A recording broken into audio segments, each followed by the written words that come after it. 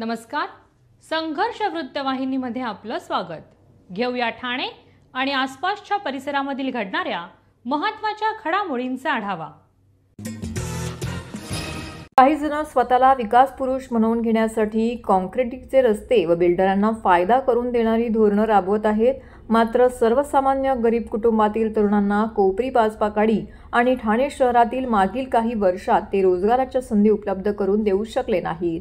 राज्याच्या सर्वोच्च पदी जाऊनही त्यांना या भागात रोजगाराच्या संधी आणता आल्या नाहीत. त्यामुळे सर्वसामान्यांच्या हिताचे निर्णय घेण्यात ते पूर्णपणे अपयशी असून असं नेतृत्व ठाणेकरांनी या निवडणुकीत राजकीय पटलावरून हद्दपार करावे असं आवाहन शिवसेना ठाकरे गटाचे महाविकास आघाडीचे उमेदवार केदार दिघे यांनी मतदारांना केलं आहे.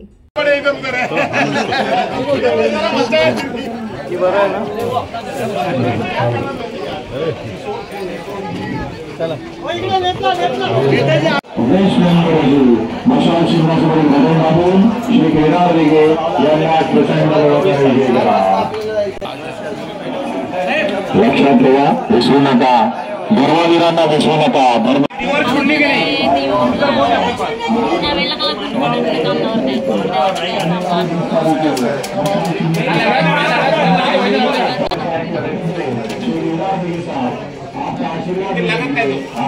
आप सभी का आशीर्वाद लेने के लिए, आप सभी से आशीर्वाद लेने के लिए हमारे कोपरी पाचपाकाड़ी के जो उम्मीदवार केदार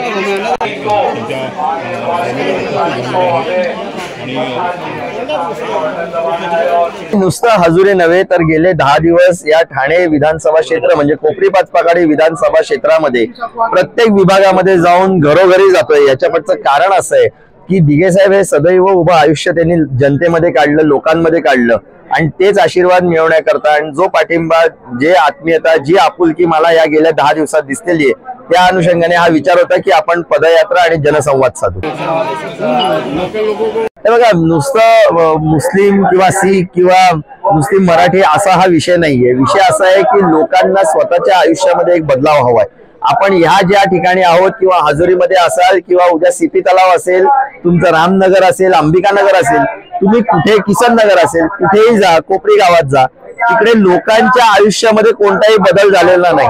हे लोक जे म्हणतात की आम्ही विकास केला, तो विकास रस्त्यांचा केला, पण लोकांच्या आयुष्यातला विकास झालेला नाही. लोकांनी जो संघर्ष साधलेला आहे आज गेले 15-20 वर्ष, तो त्यांच्या मुलाबाळांनी पुन्हा एकदा संघर्ष त्यांच्या आयुष्यात करू नये असं मला वाटतं. 100% परिवर्तन व्हायला पाहिजे. कारण की ज्या लोकांना खोट्या तुम्ही फक्त स्वप्न दाखवली, 15-20 वर्ष विकासाच्या नावावरती फक्त वरती खोटी स्वप्न दाखवून त्यांना बोलवलं, मला असं वाटतं लोक कंटाळलेली आहेत. मग ती क्लस्टरची योजना असो, जिकडे लोकांच्या हक्कांच्या घरामधनं त्यांना काढण्याचं म्हणताय, पण त्यांना विश्वासात न घेता एखादी योजना राबवली जाते. डम्पिंग ग्राउंड सारखा मोठा विषय, जिकडे त्या दुर्गंधीमुळे लोकांना त्रास होतोय, तिकडे मुलांच्या शिक्षणाचा विषय असेल, म्हणजे ह्या गरीब घरातला मुलगा जेव्हा तो म्युन्सिपालिटी शाळेमध्ये जातो त्यावेळेला त्या शाळेची परिस्थिती पण चांगली नाही म्हणून त्याला ते भोगावं लागतं. इथल्या महिला सुरक्षित नाही, असे इत्यादी विषय आहेत. खास करून MIDCचा जो विषय आहे, जिकडे इंडस्ट्रीज बंद झाल्या, त्या इंडस्ट्रीज बंद होताना तुम्ही कोणती उपाययोजना केली नाही. कॉर्पोरेट ऑफिसेस झाल्यावरती तिथले स्थानिक मुलं जे वेगवेगळ्या श्रेणीत शिकतात त्यांना तिकडे नोकऱ्या नाहीत, हे अत्यंत दुर्दैव आहे. धनशक्तीचा वापर नक्कीच होत आहे, पण मला असं वाटतं लोकांनी जर का लोकांच्या हक्काचे पैसे हे कोण स्वतःच्या खिशातले टाकत नाहीत, ज्या भ्रष्टाचारातला पैसा जो काही या ठाणे महानगरपालिकेमध्ये निघाला तो जर का लोकांच्या पदरी पडणार असेल तर अतिशय आनंद आहे. पण लोकांनी हे विचार करावा की जो 20 वर्षात जे काय संघर्ष त्यांनी केलाय, जे काय घाणेरड्या परिस्थितीत ते राहत आहेत, तिथनं जर का त्यांना बाहेर यायचं असेल आणि येणाऱ्या पुढच्या पिढीला उज्ज्वल भविष्य द्यायचं असेल तर हे परिवर्तन घडणं अत्यंत गरजेचं आहे. बघा, लाडकी बहीण योजना एकीकडे म्हणतायत, पण बहिणींना तुम्ही सुरक्षा देऊ नाही शकत. एकीकडे बहिणींना तुम्ही 3000 रुपये देताय, पण त्यांच्याच घरातनं टॅक्सच्या माध्यमातून, महागाईच्या माध्यमातून तुम्ही 15 ते 20 हजार रुपये जाताय. ती बहीण त्या 3,000 रुपयामध्ये करणार तर काय काय करणार, कसा आपला संसार सांभाळणार, हा एक मोठा प्रश्न आहे. पण जर का त्या बहिणीला 3000 रुपये तिच्या हक्काचे मिळत असतील, कारण की हा पैसा हा गव्हर्नमेंटचा पैसा आहे. ठाणे महानगरपालिकेचे मालमत्ता कर म्हणजेच प्रॉपर्टी टॅक्स भरण्याचे आवाहन. सन 2022-23 या आर्थिक वर्षाचे मालमत्ता कराचे म्हणजेच प्रॉपर्टी टॅक्सचे बिल ठाणेकर करदात्यांना महापालिकेमार्फत आर्थिक वर्षाच्या सुरुवातीस म्हणजेच माहे एप्रिल 2022 मध्ये देण्यात आलेले आहे. तथापि अद्यापही काही करदात्यांनी मालमत्ता कर महापालिकेकडे जमा केलेला नाही. सध्या आर्थिक वर्षाचा अंतिम टप्पा सुरू झाला आहे. मालमत्ता कर वसुलीसाठी महापालिकेतर्फे कडक कारवाई हाती घेण्यात आली आहे. या अंतर्गत जंगम मालमत्ता, टीव्ही, फ्रीज, वाहन व इतर जप्त करणे तसेच स्थावर मालमत्ता वॉरंट बजावून जप्त करण्यात येत असून मालमत्तेचा जाहीर विक्रीद्वारे लिलाव करून कराची रक्कम वसूल करण्यात येत आहे. मालमत्तेस पाणी पुरवठा करण्यात येणारे नळ संयोजन खंडित करण्यात येत आहेत. त्याचप्रमाणे थकीत मालमत्ता करावर 2% व्याज आकारले जात असल्याने भरावयाची रक्कम वाढत आहे. आपला मालमत्ता कर propertytax.thanecity.gov.in या लिंकद्वारे तसंच गुगल पे, फोन पे, पेटीएम याद्वारे ऑनलाईन पद्धतीने करण्याची सुविधा उपलब्ध करून दिली आहे. शनिवार, रविवार व सार्वजनिक सुट्टीच्या दिवशी नागरिकांना मालमत्ता कर भरणे सोयीचे व्हावे याकरता महापालिकेचे मालमत्ता कर संलग्न कार्यालय या दिवशी कार्यान्वित ठेवण्यात आलेले आहे. तरी मालमत्ता कर वसुलीची अप्रिय कारवाई टाळण्याच्या दृष्टिकोनातून मालमत्ता कर भरून महापालिकेस सहकार्य करावे. धन्यवाद. गेल्या 2.5 वर्षात सत्तेसाठी हापापलेले नेते आपण बघितलेत. विधानसभा निवडणुकीत उतरलेले सध्या सगळेच पक्ष गब्बर आहेत. तेव्हा ही उत्तम संधी आहे. मिळेल तिकडून घ्या, चंगळ करून घ्या, मात्र तुमचं अमूल्य मत मनसेलाच द्या, असं आवाहन मनसे अध्यक्ष राज ठाकरे यांच्या पत्नी शर्मिला ठाकरे यांनी ठाणेकरांना केलं आहे. ठाणे शहर विधानसभा मतदारसंघातील महाराष्ट्र नवनिर्माण सेनेचे अधिकृत उमेदवार अविनाश जाधव, अवळा माचीवाड्यातील संदीप पाचसंगे आणि मुंब्रा कळवा मतदारसंघातील सुशांत सूर्यराव यांच्या प्रचारार्थ मंगळवारी सायंकाळी शर्मिला ठाकरे या ठाण्यामध्ये 4 विविध ठिकाणी सभा घेण्याकरिता आल्या होत्या. यावेळी चौक सभेमध्ये बोलताना त्यांनी जाहीरपणे हे भाष्य केलं आहे. पोट भरल्यावर तरी लोकांची कामं करा. मला असं वाटतं की हे मी जे बोलते ना, हे तुम्ही लोकांपर्यंत पोहोचवायची जबाबदारी तुमची आहे. आज वसाहतीच्या एवढ्या मोठ्या जमिनी आहेत, जर सरकारने मनात आणलं तर त्यांच्या मोठ्या मोठ्या बिल्डिंग्स करून त्यांना कायम स्वरूपी रुपयामध्ये जे शेतकरी असतात त्यांच्या धान्याला भाव द्या. ते बिचारे ओरडतायत, आमच्या कापसाला भाव द्या, हमी भाव द्या, आमच्या सोयाबीनला हमी भाव द्या. तो जर म्हणत नाही की मी तर असं पण म्हणत नाही की फक्त मराठी द्या. आता ही बघा, ही रीटा गुप्ता, ही आपली सरचिटणीस आहे, तिचं नाव गुप्ता आहे, पण ती लालबाग परळला वाढलेली आहे. म्हणजे आपल्याकडे गुजराती, मारवाडी, UP-वाले वर्षोनवर्ष इथे राहत आहेत. त्यांची पण मुलं बाळ आहेत, त्यांना पण नोकऱ्या मिळत नाहीयेत. जे इथे वर्षोनवर्ष राहतात त्यांना सगळ्यांना 90% रिझर्वेशन दिलं तर आपल्या मुलांना बाहेर जायची गरजच पडणार नाही. आपल्याला आपल्या महिलांना 1500 रुपये भीक द्यायची पण गरज पडणार नाही. बरं, ते 1500 रुपये सरकार कुठून देते? थोडंच त्यांच्या खिशात पैसे. तुमची इलेक्ट्रिसिटी वाढवतात, तुमचं धान्य वाढवतात, तेलाचे भाव वाढवतात, पेट्रोल डिझेल वाढवतात. म्हणजे ते पैसे आहेत ना, ते शेवटी आपल्या GST आणि इन्कम टॅक्स आणि ह्याच्यातच जात आहेत. महिला बिचारे खुश होत आहेत, मला 1500 रुपये मिळाले. अरे पण ते 1500 मिळण्यासाठी तुझ्या घर खर्चातले 3000 रुपये गेले. हे कळेपर्यंत इलेक्शन झालं त्यानाश. मला असं वाटतं की ह्या ज्या गोष्टी आहेत ना, ह्या तुम्ही प्रत्येकीने जरी 10 माणसांपर्यंत पोहोचवल्यात आणि त्यांना विनंती केली की तुम्ही पुढच्या 10 माणसांपर्यंत पोहोचवा. आपल्याला हे कळलं पाहिजे की ही सरकार जी येत आहेत ती आपल्याला कशी फसवतायत. आणि महाराष्ट्र हा आजही सगळ्या भारतात सगळ्यात समृद्ध राष्ट्र आहे, देश आहे, आपला स्टेट आहे. आपला महाराष्ट्र 40% रेव्हेन्यू अख्खा भारतातनं देतो. म्हणजे अख्ख्या भारताला तुम्ही म्हणाल 40% आपण पोचतो. जर आपण अख्ख्या भारताला पोचू शकतो तर आपण आपल्या महाराष्ट्रातील लोकांना नक्कीच पोचू शकतो, नक्कीच त्यांच्या हाताला काम देऊ शकतो आणि नक्कीच त्यांना घरं देऊ शकतो. म्हणजे बेसिक अन्न वस्त्र निवारा आपण जे म्हणतो ते 75 वर्षात देऊ शकले नाहीत. मला असं वाटतं तुम्हाला आता बदल घडवायची गरज आहे. जे आमदार खासदार तुम्हाला वर्षोनवर्ष दिसले नाहीत, मला आता बोलला की 10 वर्षात दिसलेत का? हो, मला दादरचे पण नाही दिसले. तुम्हाला ठाण्याचे दिसले की नाही माहिती नाही. मी दादरला माझी एक बिल्डिंग सोडून राहते, पण मला 10 वर्षात मलाही ते दिसले नाहीत ना, त्यांचे नगरसेवक दिसले. तर ते काय माहिती, तुम्ही एकदा निवडून दिलं, निवडणुकीच्या वेळेला तुम्हाला कुकर वाटणार. आमच्या एरियात साड्यांमधनं 5-5, 10-10 हजारची पहिली वाटप चालू झाली. किती वेळा फसणार आहोत आपण, किती वेळा आपण फसणार आहोत. तुमची किंमत 5, 10 हजार, 15 हजारपेक्षा खूप जास्ती आहे. ते तुम्हाला एकदा महिन्यात देणार पैसे, इलेक्शन नंतर 5 वर्ष त्यांची तुम्हाला तोंड सुद्धा दिसत नाहीत. मग तुम्ही मरा, तुम्हाला काय तुमचे घरी आजारी पडू देत. अजून एक गोष्ट मला सांगायची की ह्या इलेक्शनच्या वेळेला कोविड होता. कोविड काळात मी बोलेल नाही हा, शरद पवार साहेबांनी त्यांच्या पुस्तकात लिहिलंय 2.5 वर्ष जे मुख्यमंत्री होते कोविड काळात ते मंत्रालयात 2दा गेले होते. 2दा. म्हणजे खरं असं असतं की जो राजा असतो त्यांनी युद्धावरती स्वतः उतरायचं असतं, ना की खालच्या लोकांना पाठवायचं असतं. त्यांच्याकडे खालचे लोक तर नाहीच, राजा पण उतरला नव्हता. राजा आपला बसलाय बंगल्यावरती आणि आमचं सैन्य सगळं रस्त्यावर होतं. कोपरी पाचपाखडी विधानसभा क्षेत्राचे उमेदवार मनोज शिंदे यांच्या प्रचारार्थ आज किसननगर परिसरातून रॅली काढण्यात आली. यावेळी मोठ्या संख्येने रॅलीमध्ये नागरिक सहभागी झाले होते. किसननगर येथून या रॅलीचा शुभारंभ करण्यात आला तर 22 नंबर सरकर येथे या रॅलीचा समाप्ती करण्यात आली. यावेळी मोठ्या संख्येने नारेबाजी करीत कार्यकर्ते पुढील भागामध्ये रवाना झाले. यावेळी उमेदवार मनोज शिंदे यांनी मतदारांशी संवाद साधला. तसेच घराणेशाहीला मनोज शिंदे यांनी विरोध केला असून केवळ निवडणुकीपुरता धर्मवीरांच्या नावांचा वापर करून मतांची मागणी केली जाते. तर मतदार देखील आता या गोष्टीला वैतागले आहेत. त्यांनाही बदल हवा आहे.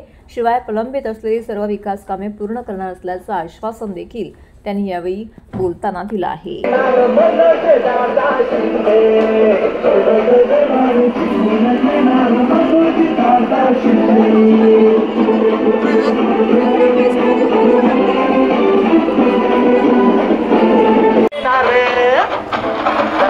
देणार जिंकून घेणार मनोज दादा शिंदे, देणार जिंकून घेणार मनोज दादा शिंदे, देणार जिंकून घेणार, देणार जिंकून घेणार मनोज दादा शिंदे.